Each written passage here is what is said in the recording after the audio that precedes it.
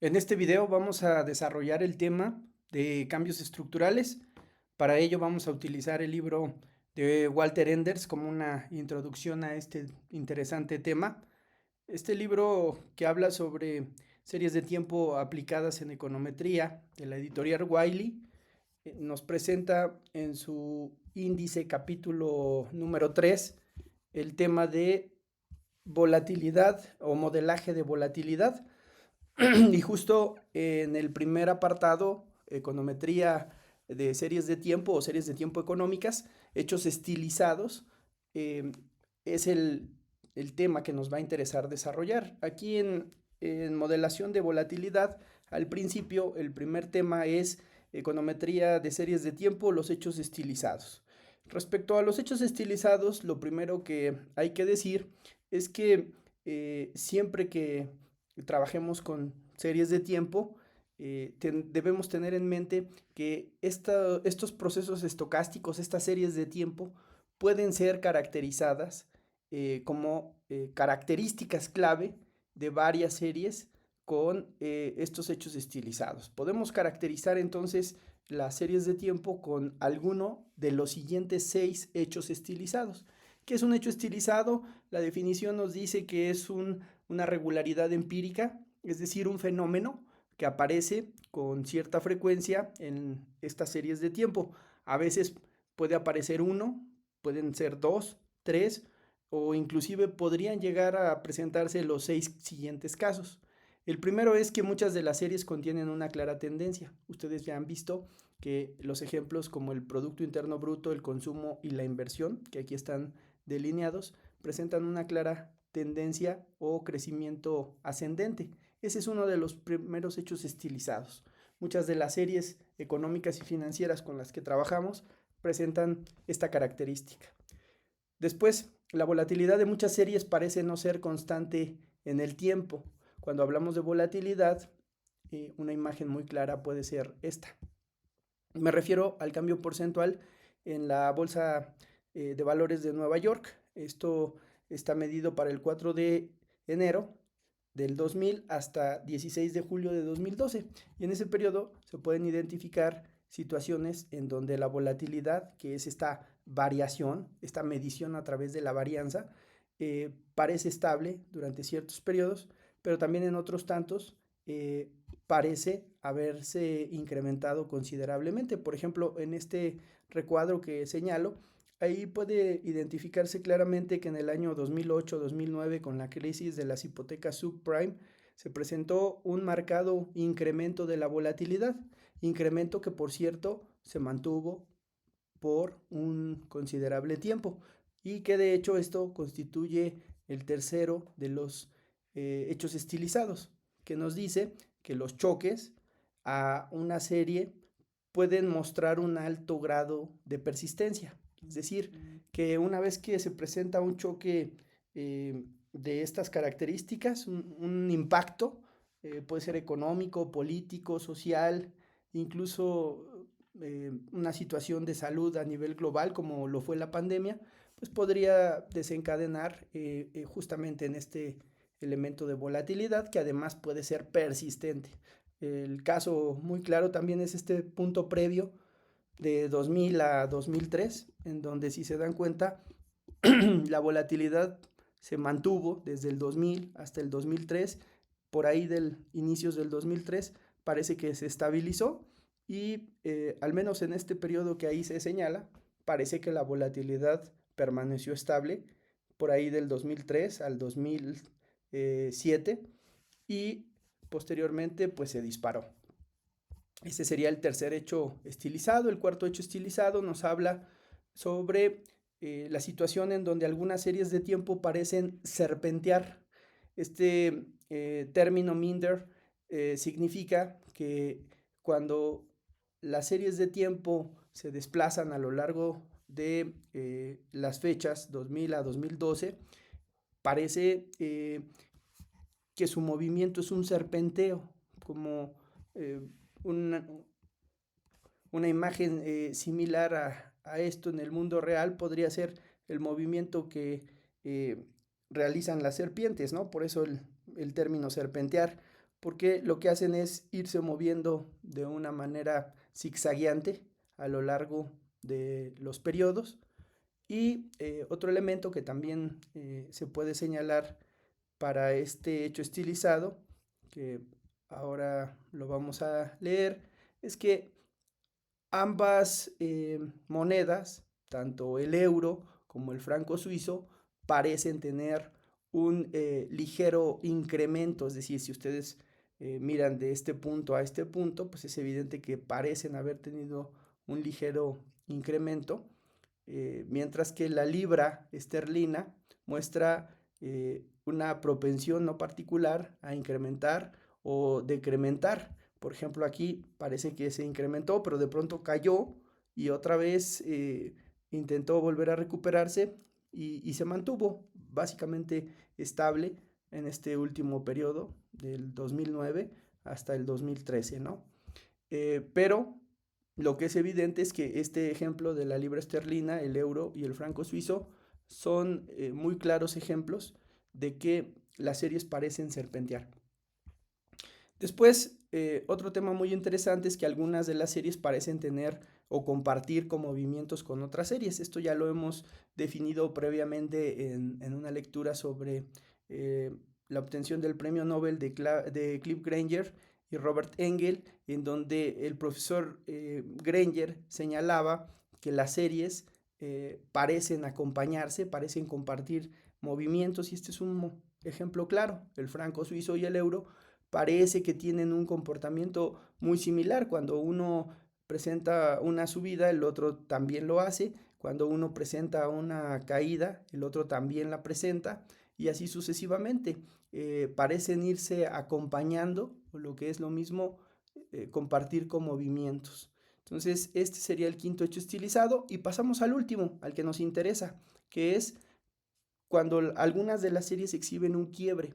Este quiebre que se ha presentado en este caso en la crisis financiera de 2007 y 2008 causó que un número de series experimentaran quiebres estructurales.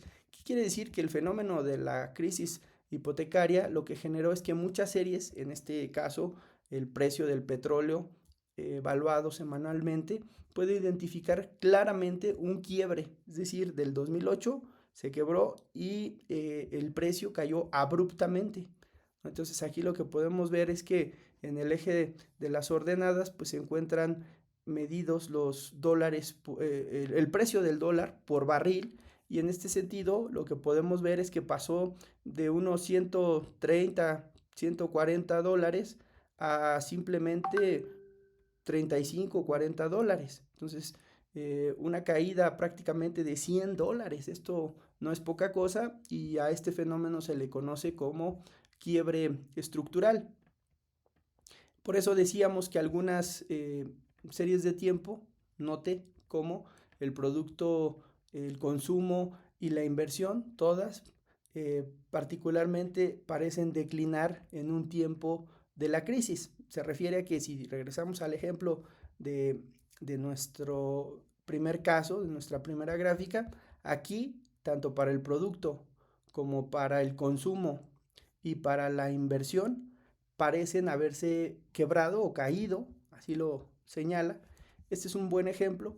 Otro buen ejemplo también puede ser este, en donde ya hablábamos de volatilidad, sí, pero también esta volatilidad se explica en parte por ese quiebre estructural, que es el último de los hechos estilizados. Lo mismo le pasa a la libra, el euro y el franco. Fíjense que no es casualidad como en el 2008-2009 se presenta esta caída, igual que le pasó al petróleo, que se cayó en cuanto a su precio. Entonces, estos quiebres estructurales son el último de los hechos estilizados, y va a ser hasta cierto punto común que estos fenómenos se presenten debido a ciertas situaciones que vamos a ver un poco más adelante, ¿no? Vamos a ver, por ejemplo, que de acuerdo con la crítica de Lucas, estos quiebres o muchos de los parámetros económicos observados no son estructurales ni constantes en el tiempo, sino que dependen de contexto institucional, regulatorio y económico. Lo que quiero decir es que a través de políticas públicas o la implementación de políticas públicas, de la generación de leyes o de nuevas condiciones económicas. Pienso en nuevos aranceles, pienso en una situación bélica como alguna guerra, el estallido de alguna guerra o alguna situación de crisis sanitaria como pudo haber sido el COVID-19. Todo esto puede generar lo que se conoce como quiebres estructurales en las series de tiempo. Eh, el profesor Perrón en 1989 demostró empíricamente que la presencia de quiebres estructurales puede afectar los resultados de las pruebas econométricas fundamentales. Me refiero a las pruebas estadísticas individuales y conjuntas, la prueba T y la prueba F de Fisher, que son pruebas de hipótesis que miden individual y conjuntamente, respectivamente, hipótesis. Entonces, la prueba T y la prueba F pueden verse afectadas, pero también otra prueba muy importante, que es la prueba de raíz unitaria, la prueba Dickey-Fuller aumentada, también puede verse afectada en el siguiente sentido. Al analizar los datos en distintos periodos, la prueba mostró que algunos resultados previamente aceptados podían ser cuestionados. En consecuencia, el estudio de los quiebres estructurales se ha convertido en un tema central en la econometría de series de tiempo, ya que permite identificar cambios en el proceso generador de datos y evitar interpretaciones incorrectas. Lo que estamos diciendo es que si no se consideran los quiebres estructurales, uno puede llegar a cometer un error de interpretación a la hora de llevar a cabo las pruebas de raíz unitaria. No por nada, actualmente ya existen pruebas que incluyen este efecto para no caer en una interpretación errónea. Estos son ejemplos gráficos de quiebres estructurales en donde en este primer caso pues lo que vemos es una ruptura muy clara donde la tendencia pues parece ser la misma, pero la ruptura es evidente. En este segundo caso es claro que tenemos una pendiente similar en ambos casos, pero también se ha presentado una ruptura. En el tercero de los casos, la pendiente ahora es diferente. Aquí no teníamos una clara pendiente, aquí sí la tenemos, que es similar en el primero y en el segundo tramo, pero está presente un quiebre. Y en el tercer caso tenemos no un quiebre de nivel, es decir, en este caso el quiebre parece que pasa de 10 unidades a 20 unidades, es decir, aquí hubo un quiebre de 10 unidades aproximadamente. En este caso, el quiebre no es tan evidente porque se está presentando respecto a la tendencia, es decir, aquí la tendencia es diferente a esta otra tendencia, pero lo que es un hecho es que aquí en este punto, número 100, se ha presentado un quiebre estructural. Respecto al segundo caso, podría ser una combinación entre este y este caso, el primero, es decir, parece que la serie de tiempo parece constante, en el segundo caso parece que tiene tendencia, es decir, tendría elementos de este primero y de este segundo, pero también tendría este otro elemento del quiebre marcado, en donde vemos que son varias las unidades de diferencia entre un punto y otro. Eso es lo que se conoce como quiebres estructurales y bueno, el analista debe ser consciente de que estos son posibilidades muy reales, me refiero a estos ejemplos anteriores que hemos visto, y que un investigador diligente debe conocer lo suficientemente bien el tema como para anticipar si los cambios regulatorios, legales, políticos o de otra índole podrían haber alterado de manera fundamental el proceso generador de datos y haber dado lugar a un quiebre estructural. Finalmente, en la práctica del día de hoy, lo que buscaremos es implementar la prueba de Bay y Perrón para cambios estructurales múltiples en modelos lineales. Lo que vamos a hacer es utilizar un método computacional que mediante programación dinámica encuentra el conjunto globalmente óptimo de puntos de quiebre que minimizan la suma de residuos cuadráticos. Recuerden ustedes que la suma de residuos cuadráticos es un elemento fundamental para identificar un mejor ajuste en el modelo de regresión. Vamos a respetar además un tamaño mínimo de segmento para que cada régimen tenga suficientes observaciones. Lo que generalmente se lleva a cabo en la práctica es utilizar un 10% de los datos en cada una de las segmentaciones.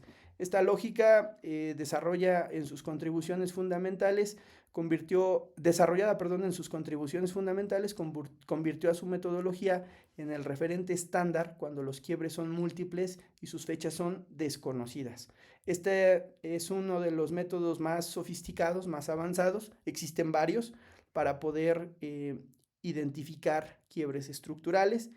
Por lo tanto, como este es el más completo, este es el que vamos a estudiar en esta sesión del día de hoy.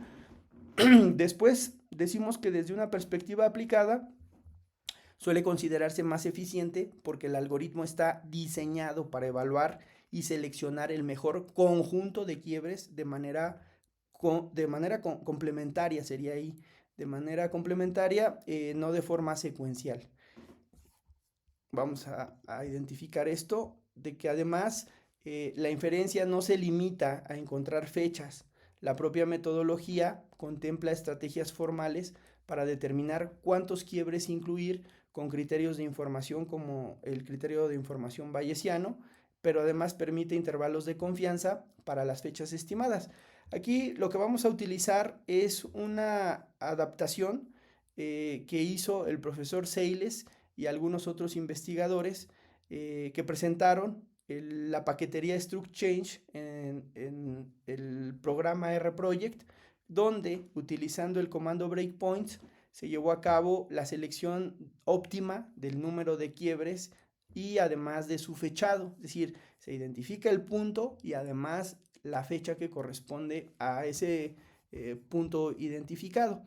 Aquí vamos a ver algunos ejemplos de quiebres estructurales, el que ya veíamos hace rato en el libro de Walter Enders con el precio del petróleo, y después vemos también un ejercicio para la inflación del año 2000 al 2025.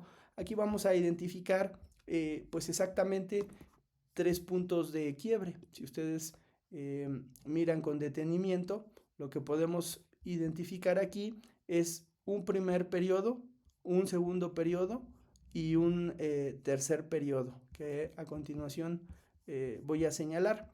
La práctica de casa va a consistir en que se deben de importar y organizar todos los datos que se proveen en la base inf.csv de inflación, oferta monetaria y tipo de cambio. Es decir, hay 3 variables, una que es la variable dependiente, la inflación, y 2 que son las variables independientes, oferta monetaria y tipo de cambio. Vamos a graficar las series para poder identificar visualmente posibles quiebres o cambios estructurales y posteriormente estimarlos primero a través de un modelo lineal global que no implementaría los quiebres, mejor dicho. Lo primero va a ser correr un modelo de regresión que no considere los quiebres, pero con ello lo que buscaremos es evaluar si los residuos mediante pruebas de autocorrelación son aprobadas o no. Pero después vamos a intentar aplicar la metodología de Bay-Perron del 2003 con el fin de detectar estos quiebres o puntos de cambio que ya les he mencionado y que además los vamos a expresar en fechas calendario para poder después presentarlos gráficamente, y posteriormente la muestra se va a dividir en 3 regímenes a partir de esos quiebres estimados. Se van a calcular regresiones para cada subperiodo y se van a comparar sus coeficientes junto con sus diagnósticos del modelo global. Es decir, vamos a comparar todo el periodo a esta regresión y después vamos a compararlo con los posibles segmentos que se presenten a través de la prueba de cambio estructural. La práctica debe ser desarrollada en R-Project y en EBIUS, mostrando los pantallazos de cada uno de los procedimientos, además de responder a las preguntas guías para este reporte. Son 5 preguntas que buscaremos contestar al final de la práctica una vez que se lleve a cabo. Bien, se les ha compartido un script en donde se van a importar los datos. Claro, primero se deben borrar todo lo previamente desarrollado para que después se puedan importar los datos que se encuentran en la base de datos inf.csv, y aquí están presentes los datos. La variable es inflación, oferta monetaria y tipo de cambio. Les he incluido además un par de o tres columnas con tres variables diferentes que más adelante explicaré para qué sirven. Por lo pronto, lo que quiero que identifiquen es que se va a llevar a cabo este modelo en donde se explique la inflación en función de la oferta monetaria y del tipo de cambio. Una vez dicho esto, vamos a hacer lo propio. Vamos a, pues sí, hacer aquí un renombramiento de las variables para que quede de manera más explícita el nombre de cada una de ellas. Es decir, a lo que llamo inf en la base de datos sería inflación, a lo que llamo OM sería oferta monetaria, y a lo que se llama TC sería el tipo de cambio. Entonces, lo que se ha hecho aquí en este primer apartado de renombrar variables es presentarlas como su definición para ser más explícito a la hora de presentar la información. Posteriormente vamos a crear fechas tipo año y mes para graficar los quiebres. Esto es muy importante para que de manera gráfica, que es como ahora se está presentando, pues sí, de este lado derecho, el tema de la variable, ustedes puedan identificar específicamente tres quiebres estructurales muy marcados, que son los siguientes. Pero bueno, también les estoy presentando, además de, repito, la variable en cuestión, que es la inflación, así se comporta, las otras dos variables, una que sería el crecimiento de la oferta monetaria y el crecimiento del tipo de cambio. Se ve claramente que las series son estacionarias, por cierto, eso es algo importante a señalar. Y a continuación, lo que les quiero presentar es el gráfico nuevamente de la inflación, pero ya con estos puntos señalando, pues sí, de manera clara, cuál serían los quiebres que está presentando, ¿no? Es decir, voy a intentar explicar esto de los quiebres de la siguiente manera. He dejado aquí un espacio en blanco a propósito porque lo que quiero es que en la siguiente gráfica identifiquemos los errores del modelo econométrico, porque si aquí la serie mensual de la inflación ya nos deja ver claramente que parece que la serie está segmentada en tres periodos diferentes, este primer periodo, este segundo periodo y este tercer periodo, cuando corramos el modelo econométrico, que a continuación voy a estimar, le digo a la máquina pues que explique la inflación en función de la oferta y del tipo de cambio. Y una vez que lo hace, pues me muestra los resultados. Parece que el ajuste es bastante bueno. ¿Por qué lo sé? Pues porque tiene test estadísticamente muy significativas, todas ellas, y tiene una R cuadrada que, si bien pues no es tan elevada, podríamos decir pues es bastante aceptable, en el sentido de que pues tiene un valor de 0.35 y que explica pues de una manera razonablemente bien el comportamiento entonces de la variable en cuestión, que es la inflación, en función de estas otras dos variables. Sin embargo, aquí habría algún problema que ya se empieza a ver a la hora en la que yo le pido a la máquina pues que me muestre los residuos de este modelo que acabo de estimar, porque aquí está guardando ya los residuos y ahora le pido que los grafique. Ustedes han aprendido que, o espero que hayan aprendido, que los residuos dicen mucho sobre el comportamiento de una serie. En este sentido, un residuo debería parecer estacionario, es decir, parecer estable. Sin embargo, vean los residuos de esta regresión que ya hemos llevado a cabo. Parece la amplificación del fenómeno que ya se veía sobre la variable dependiente.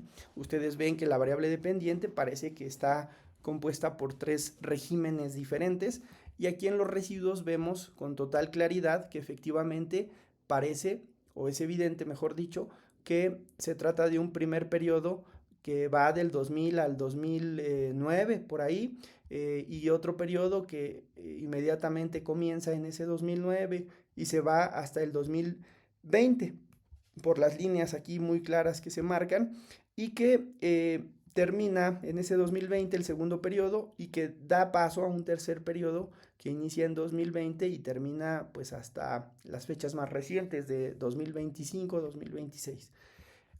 Una vez visto esto, nosotros podemos tener pues ya este interés de analizar nuestro modelo de regresión de la inflación en función de esas otras dos variables y tenemos dos opciones básicamente. La primera opción es correr el modelo general, es decir, correr un modelo para todo el periodo desde 2000 a 2025, o podemos hacer segmentación de tres modelos, uno para el primer régimen, otro para el segundo y uno más para el tercero. Esto debido a pues esta problemática que parece estar presente y que tiene que ver con lo que hemos explicado. Repito, son los quiebres estructurales los que provocarían este comportamiento. Una vez que hemos hecho esto, una de las pruebas que también previamente ya hemos analizado es la prueba Durbin-Watson. Si ustedes aplican la prueba Durbin-Watson sobre el modelo, resulta que sobre el modelo completo, es decir, sin tomar en consideración que existen cambios estructurales, vemos que la Durbin-Watson es muy baja, 0.3430, con un p-value prácticamente de cero. Recuerden ustedes que en este caso la hipótesis nula es que no existe autocorrelación contra la hipótesis alternativa que establece que sí existe una autocorrelación verdadera. Por lo tanto, si nosotros vemos un p-value cercano a cero, podríamos con toda confianza rechazar la hipótesis nula y en consecuencia aceptar que existe autocorrelación verdadera. Entonces, si bien este modelo que nos entregaba valores muy interesantes con R's cuadradas quizá no muy elevadas, pero insisto, con T's estadísticamente significativas todas ellas, resulta que presentan un problema claramente identificable, que es que presentan una Durbin-Watson muy alejada del valor óptimo, que es 2.0, y por ende de un p-value cercano a 0, que garantiza que existe autocorrelación, lo cual es un problema que podría resolverse con las técnicas que ya hemos analizado en videos previos para corrección del problema. También se corre la prueba Bruce-Godfrey, que es otra prueba también muy potente para identificar autocorrelación y claramente nos señala pues la existencia de este problema. Pero bueno, vamos a ver si a través de la identificación de quiebres estructurales y la segmentación en periodos, en regímenes, esto pudiera ayudar a aliviar este problema de autocorrelación. Parece que será el caso, pero para ello necesitamos utilizar la prueba Bay-Perron de múltiples quiebres estructurales. ¿Cómo funciona? La prueba funciona de manera muy sencilla. Voy a abrir en este caso un archivo que me interesa mucho sobre los quiebres estructurales, es decir, sobre la fundamentación de los quiebres estructurales que está presente en la literatura de la paquetería que ofrece R-Project para poder identificar esta problemática. Ahora lo presento. Es justamente esto. Miren, el profesor Seiles y sus colegas desarrollaron el paquete Struct Change. Este paquete Struct Change es un paquete en R para pruebas de cambio estructural en modelos de regresión lineal. Lo que ellos hacen es tomar el trabajo del profesor Bay y del profesor Perron para poder implementarlo en el entorno de programación de R-Project. Lo que hacen es, a través de un modelo, la identificación de estos quiebres estructurales. en donde con ejemplos simulados y ejemplos reales, pues llevan a cabo todos los procedimientos para poder identificar un posible quiebre estructural. Ahora bien, esta parte pues se puede revisar para poder tener una mejor comprensión de este script. Sin embargo, pues el interés de esta práctica pues es ya llevar a cabo de manera empírica su funcionamiento. Esto se hace a través del comando breakpoints. El comando breakpoints lo que hace es sobre la regresión, que es la inflación en función de la oferta y del tipo de cambio, pues aplicar los quiebres estructurales. Entonces voy a correr la prueba. Claro, debe quedarles claro que previamente deben haber cargado la librería struct change para que una vez que ya está cargada pueda ponerse en funcionamiento con el comando breakpoints que aquí veíamos. Entonces le vamos a dar enter, ya está cargada la librería, ya está en funcionamiento el comando. Otro punto también muy importante, que es lo que señalaba en este apartado de la práctica, es que nosotros vamos a utilizar generalmente el 10% de los datos completos para poder segmentar en cuanto a esta proporción. Entonces, eso es lo que estamos haciendo aquí, cuando en la máquina le pedimos que h sea igual a 0.10, es decir, que tome el 10% del 100 de los datos. Ahora, va a quedar más claro cuando corra, en este caso, el comando, y ustedes van a poder identificar claramente que lo que está pasando aquí, voy a hacerlo un poco más pequeño, voy a volver a correr este resumen para que se vea muy claro. Miren, lo que está pasando aquí, cuando pido la prueba, un resumen, mejor dicho, de la prueba de quiebres estructurales para nuestra variable inflación, es que nos dice, te voy a presentar una partición óptima de m más 1 segmentos a través de la formulación breakpoints aplicada sobre tu modelo de inflación explicado por oferta monetaria tipo de cambio con un horizonte del 10% y donde los datos provienen de tu base denominada datos. Entonces lo que aquí pone es los quiebres, es decir, pone m igual a 1, lo que representa es un punto de quiebre, m igual a 2 son 2 puntos de quiebre y así sucesivamente hasta llegar a 9 puntos de quiebre. Entonces, si se dan cuenta, lo que te está presentando son puntos muy específicos, 104, 243. Aquí sería importante identificar que a partir del segundo quiebre, de 2 hasta 7, coincide que el punto 104 y el punto 243 son los puntos que con mayor probabilidad serán correspondientes a un punto de quiebre. Y luego abajo, lo que nosotros identificamos es que en la mayoría de las segmentaciones que van desde 0 a punto 13, de punto 13 a 20, de 20 a 30, de 30 a 40, de 40 a 50 y así sucesivamente hasta llegar al 100% de los datos, pues lo que opera es este elemento de aquí que se va a llamar ajuste, tanto para los segmentos. Vamos a poner aquí un poquito más grande este dato, porque esto es lo que nos va a interesar principalmente. Lo que ustedes ven aquí son 10 divisiones de 0, 1, 2, 3 hasta 9. Si las cuentan son 10 divisiones.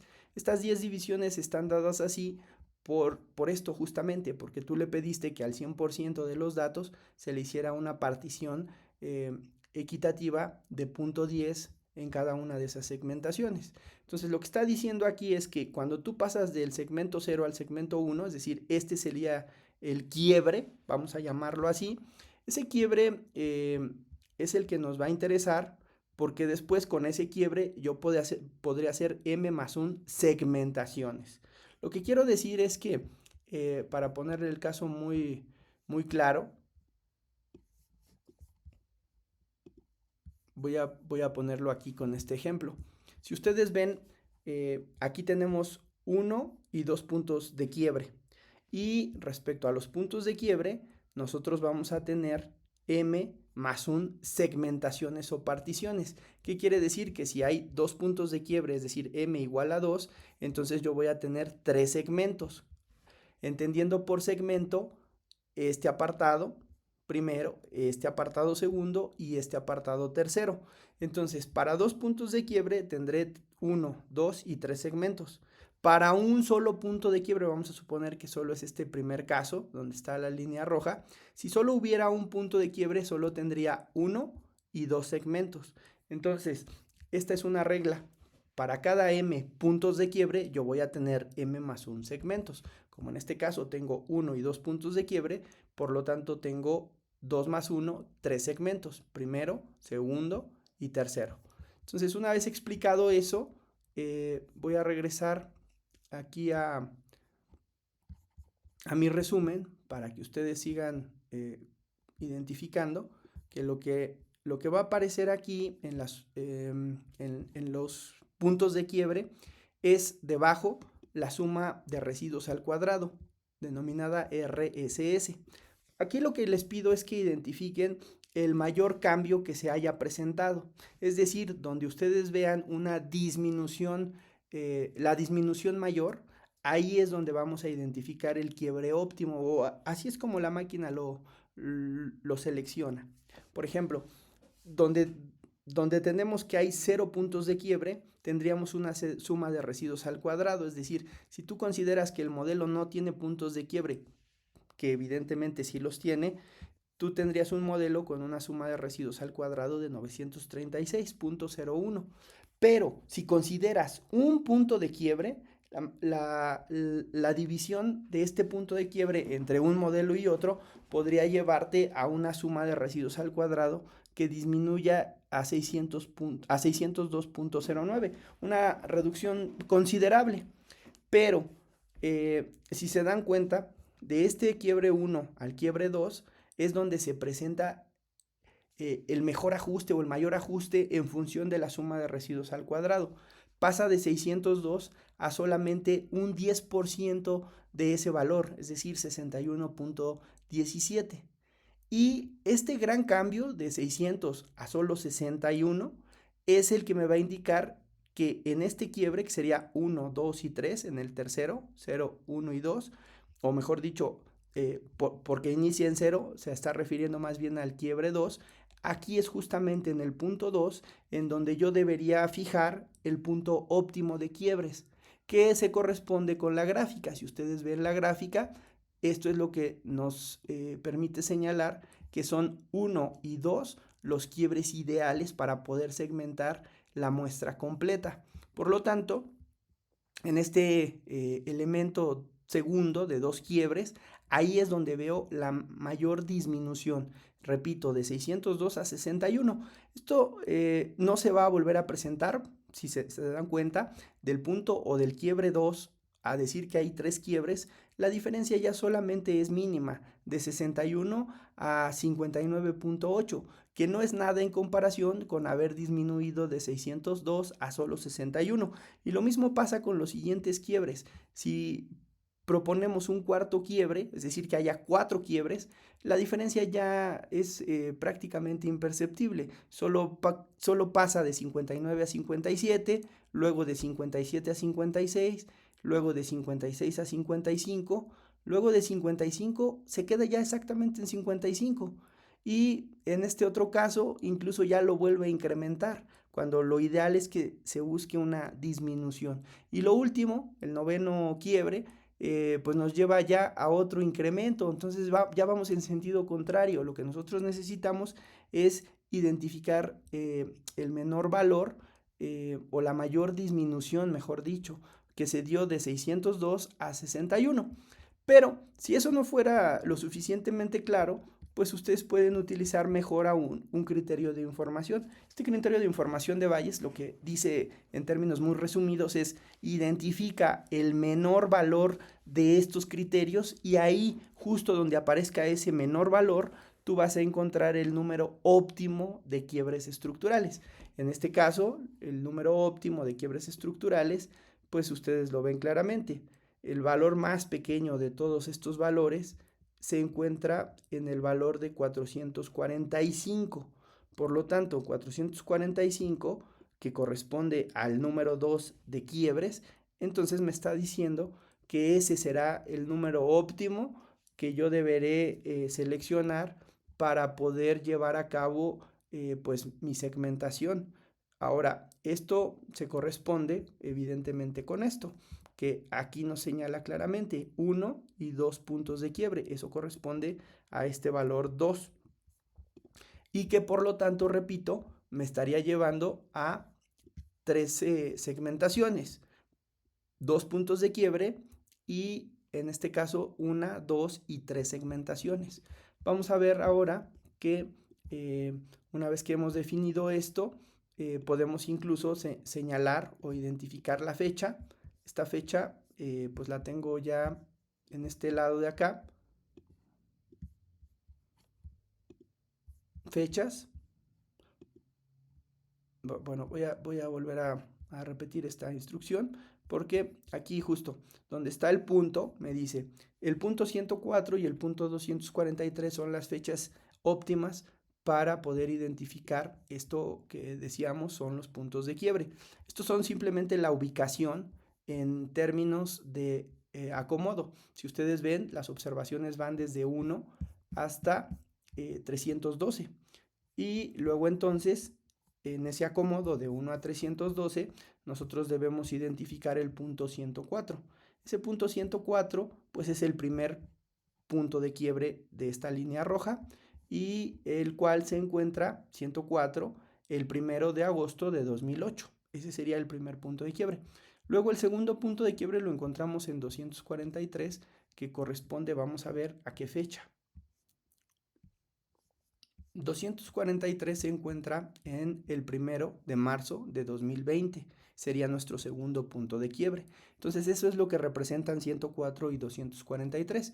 Sin embargo, en R tú puedes, además de identificar los puntos de quiebre, asignarles una fecha, que eso es lo que hacemos en este comando y que posteriormente vamos a mostrar como las fechas específicas, las que ya habíamos dicho, 1 de agosto de 2008 y 1 de marzo de 2020. Además de eso, como decía el documento que veíamos previamente, se pueden incluso presentar ciertos intervalos que van, si ustedes lo identifican, con una diferencia solo de un mes. Es decir, puedes elegir el 104, pero también puedes elegir uno previo o uno posterior. 104, uno previo, 103, uno posterior, 105, lo mismo para 243, 242 previo, 244 posterior.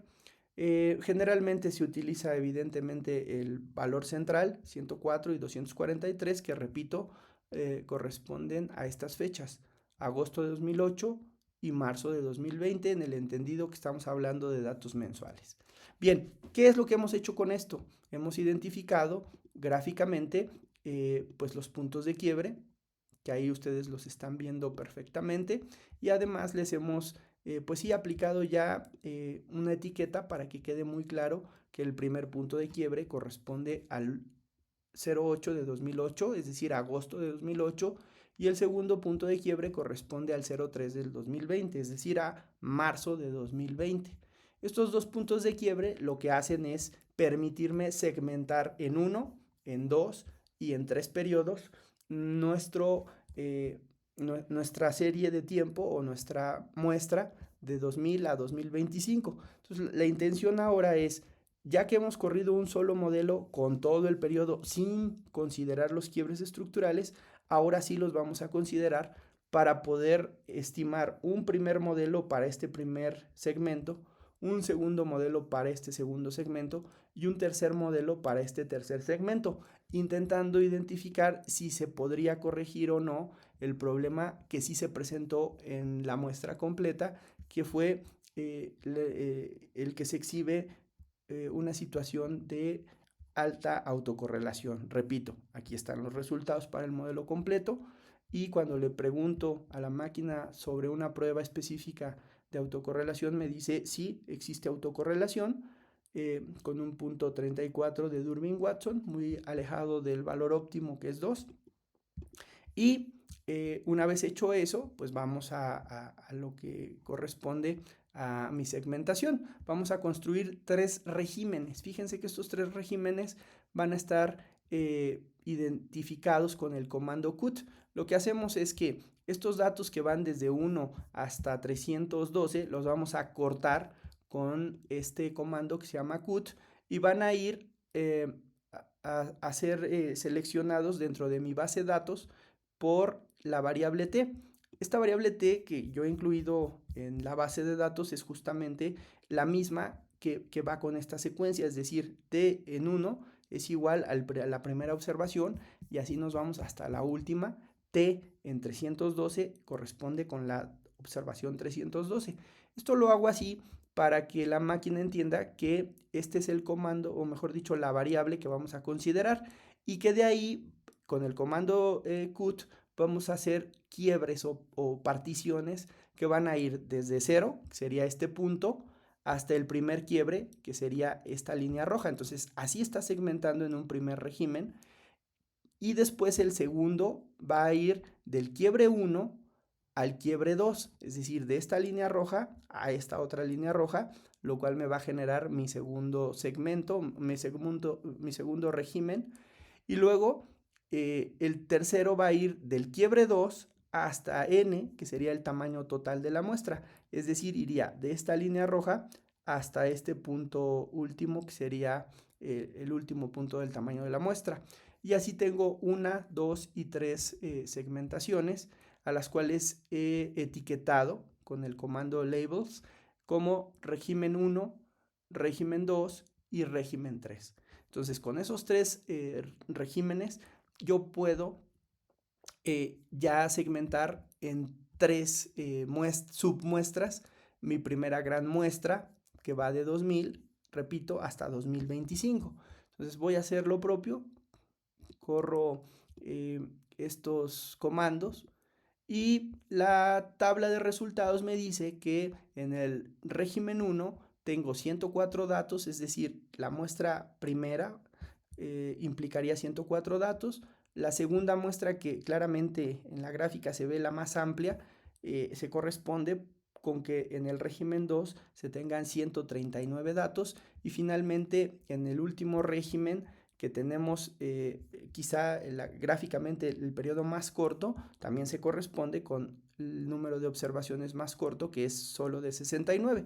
Ya tengo así dividido 1, 2 y 3 regiones o 3 segmentos, 3 regímenes, y a ellos les voy a aplicar una regresión idéntica a la que ya habíamos aplicado en el punto previo aquí para la muestra completa y cuyos resultados, repito una vez más, que pues nos dieron la presencia de autocorrelación. Vamos a ver si ahora que los hemos segmentado, esta situación puede mejorar. Corremos nuestra regresión número 1, que por cierto, fíjense, tiene aquí la misma estructura hasta este punto que el modelo general, con la diferencia de que el modelo general aquí en data nos decía que los datos provenían de nuestra base denominada datos y hasta ahí terminaba. Vean cómo ahora hay una pequeña variación en nuestra regresión número 1 para este primer segmento, en donde nosotros ponemos nuestro modelo completo y ahora en data, en lugar de simplemente poner datos, aplicamos un comando que se llama subset, es decir, subajuste. Desarrolla un subajuste sobre la base de datos que esté determinado por esta condición, que es que cuando el régimen sea igual a régimen 1, pues entonces solo vas a utilizar datos del primer régimen. Pero si después yo le cambio a régimen 2, vas a utilizar solo datos que corresponden a este segundo régimen. Y si le pongo 3, entonces esto me va a indicar que solamente me estaré refiriendo a datos de este tercer régimen. Entonces vamos a ver qué pasó con el primer caso, cuando ya lo estimo y cuando presento los resultados. Resulta que los coeficientes siguen siendo estadísticamente muy significativos, de hecho incluso más significativos que los anteriores, pero con la gran ventaja de que ahora la R cuadrada se incrementó considerablemente.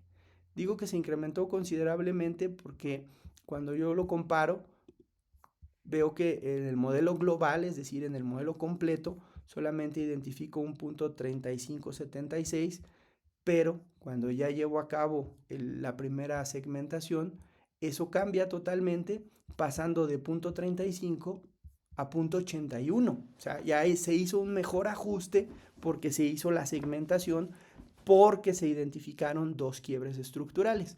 Y vean también algo muy interesante, que es qué le pasa al problema de autocorrelación que sí se presentaba en el periodo completo. Bueno, pues resulta que ahora ese problema ha desaparecido porque Durbin-Watson ya se fue a 1.93 con un pi-value de 0.34. Esto evidentemente cae en la región de aceptación. Se acepta entonces la hipótesis nula que nos dice que no hay autocorrelación. Esta hipótesis alternativa, por lo tanto, se descarta. Entonces, el que exista autocorrelación verdadera se queda descartado y en consideración, y en consecuencia, se determina que ya no existe la problemática de autocorrelación. Se comprueba lo mismo con el Bruch-Godfrey, que nos dice, en este caso, el pi-value es tan grande que no hay lugar a dudas en que el problema ha desaparecido. Lo mismo pasa, pienso, con el modelo 2. Si nosotros corremos el modelo 2, que donde ya hemos identificado que nuestro régimen ahora va a cambiar por el régimen 2, y entonces aquí lo que identificamos es que en nuestro resumen, nuestra tabla resumen, los coeficientes son muy significativos. Y vean cómo ahora el ajuste también es mucho mayor al que previamente veíamos, que era solamente de 0.35 en el modelo global. Es decir, si se considera el modelo global, el coeficiente de determinación es bajo, pero si ya consideramos únicamente este segmento central, el segundo, revisamos el R cuadrado y vemos que llega hasta 0.94. Bien, ¿qué va a pasar ahora? Lo que va a pasar ahora es que vamos a hacer el último de los segmentos, ya una vez que hemos identificado también que la Durbin-Watson ha mejorado muchísimo de punto 23 que nos daba en el primer modelo, en el modelo completo. Vamos a identificar esto.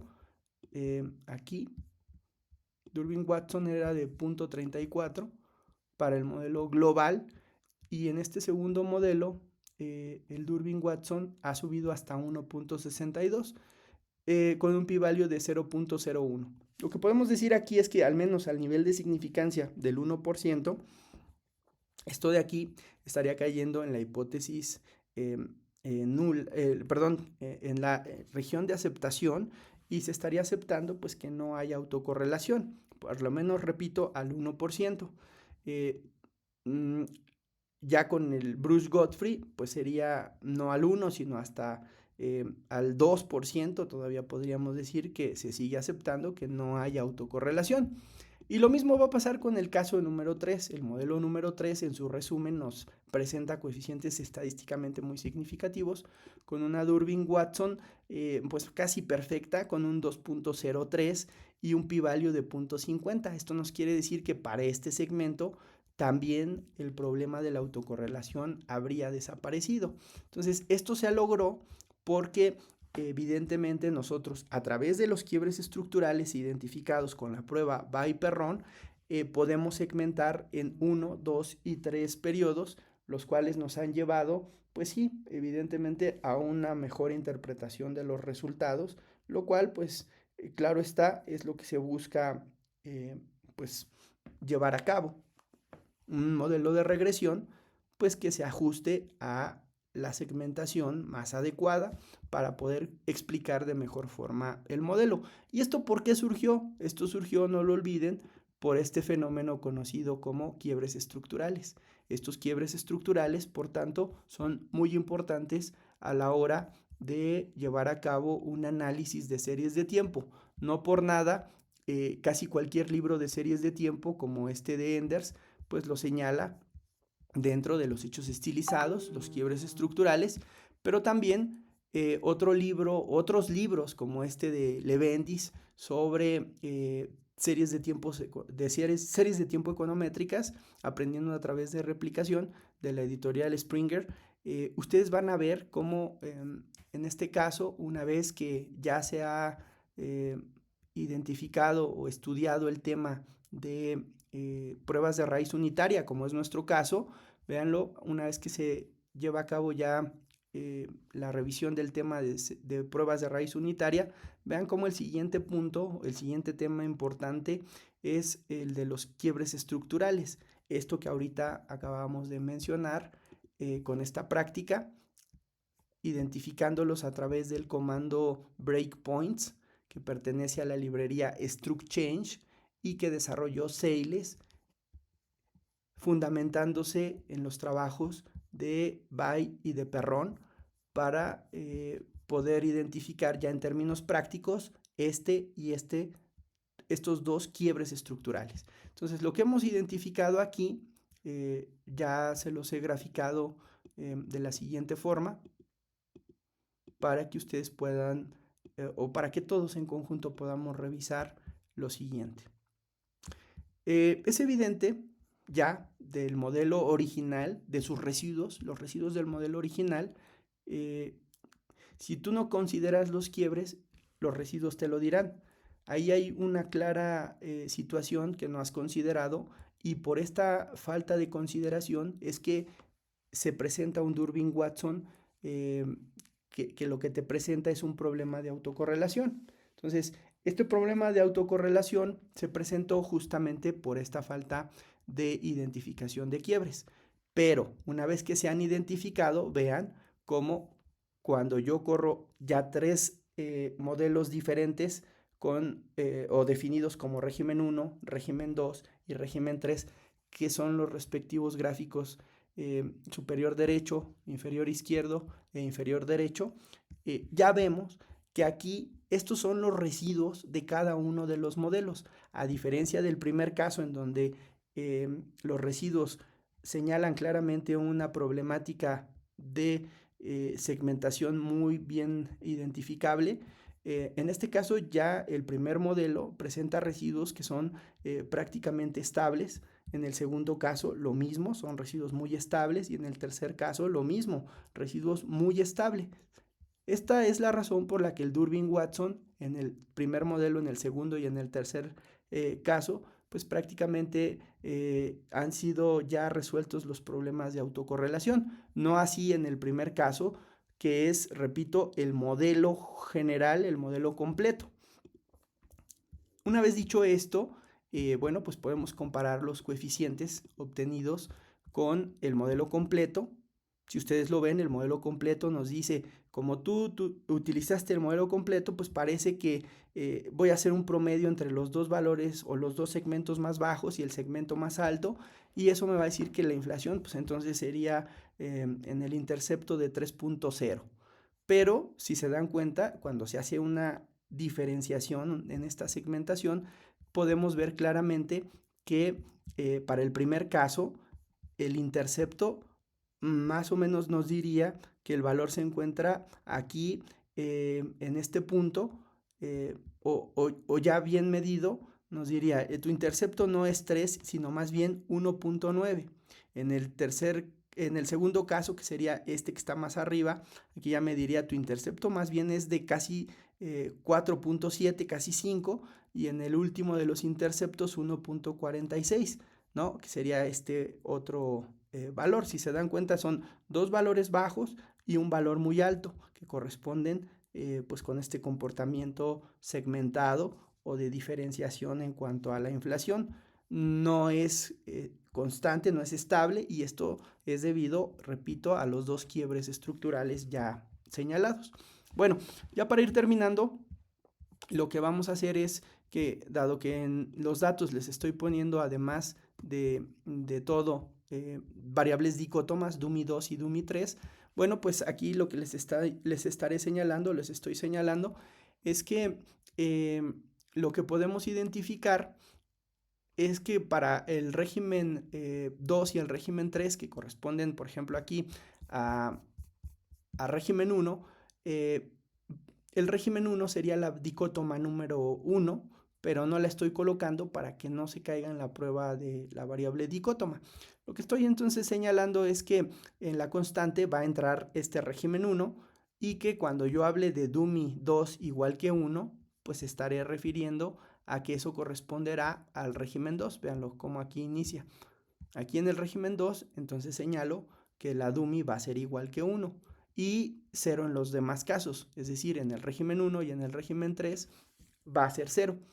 Y que cuando llegue al régimen 3, entonces ahora ahí la dummy va a ser igual que 1. Vean, aquí todavía sigo avanzando y justo aquí en este punto, entre este régimen 2 y régimen 3, aquí ahora sí el 1 corresponde a la dummy 3 y 0 en los casos anteriores, es decir, en la dummy 1 si existiera y en la dummy 2 que sí existe va a ser 0, pero como hablamos del régimen 3, pues entonces a ese le corresponde 1. ¿Esto por qué lo hago? Esto lo hago porque lo que quiero mostrarles es que si no hiciéramos la segmentación de estos tres casos, es decir, de un segmento 1, segmento 2 y segmento 3, lo podríamos hacer a través de las variables dicótomas, es decir, con un comando if else de los datos, diríamos, si el régimen es 2, asígnale 1, si es 3, asígnale 1 y 0 en cualquier otro caso.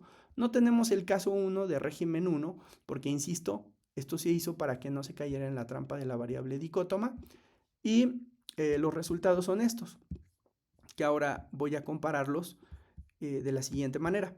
Si yo quisiera identificar los datos del coeficiente para el régimen 1, es decir, esta primera sección, y si yo quisiera el intercepto, pues yo lo voy a encontrar justamente en 1.96. Vean que eso corresponde a este 1.96 del primer régimen.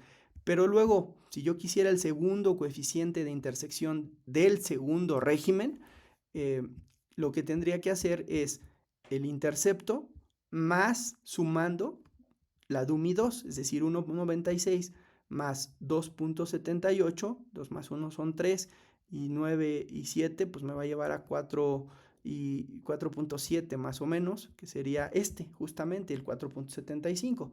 Y para el tercer segmento, si yo quisiera el intercepto, entonces que corresponde a 1.46, pues lo que tendré que hacer es tomar el intercepto y sumárselo a la dummy 3, que en este caso la suma con el negativo, pues al final terminará restando 1.96 menos 0.5 me debe de llevar pues a 1.4 más o menos, ¿no? Que sería este 1.46.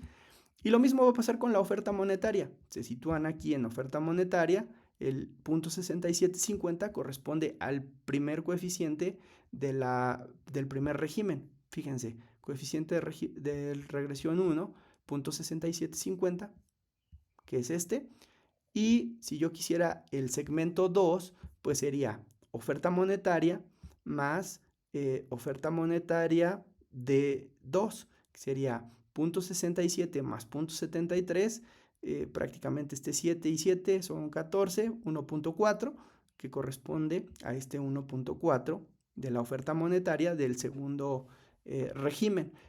Para este segundo para este segundo coeficiente, que sería el de la oferta monetaria, pero para un régimen tercero, correspondería a 0.58, que se obtiene de 0.6750 sumado con oferta monetaria de esa tercera dummy, que sería 0.67 más, en este caso, menos 0.08. Entonces prácticamente aquí va a ser 0.60, ¿no? Que es 0.58, 0.60. Y lo mismo pasa con el tipo de cambio. Tipo de cambio para el primer segmento, 0.33, pues aquí se ve claramente, este no se modifica, es el valor. Y luego el valor del tipo de cambio multiplicado por la dummy 2, tipo de cambio dummy 2, me va a llevar a que 0.33 más 0.78 me dé un valor de 1 y fracción, ¿no? Que sería este 1.11. Y para el 1.55, pues yo lo voy a obtener con el tipo de cambio 0.3311 sumado con tipo de cambio, pero la tercera dummy, 1.22. 1.22 más 1.33, pues eso suma 1.55, que sería este valor que está aquí, 1.55.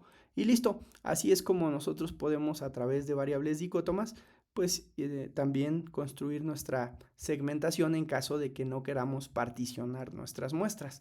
Bien, pues esto sería todo lo que vamos a ver el día de hoy respecto a este trabajo.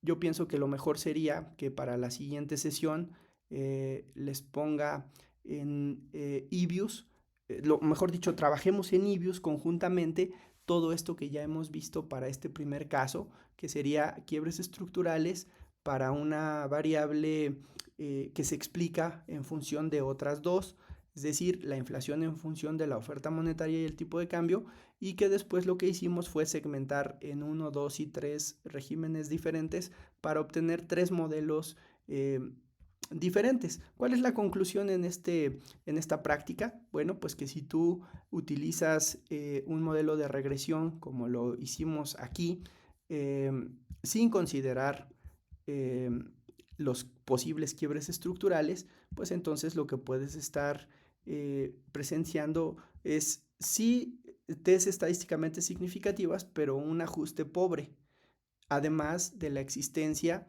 de un problema que ya hemos estudiado también a detalle, que es el problema de la autocorrelación.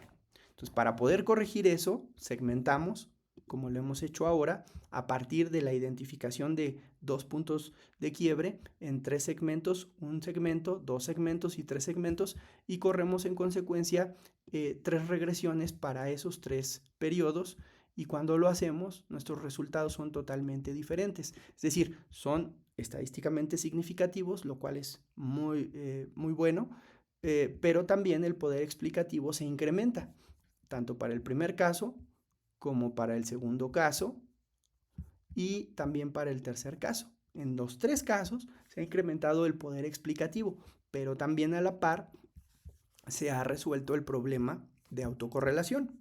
En el primer caso, en el segundo caso y en el tercer caso. Entonces, esta es la conclusión para este ejercicio que hemos llevado a cabo. Se van a tener que resolver también estas preguntas.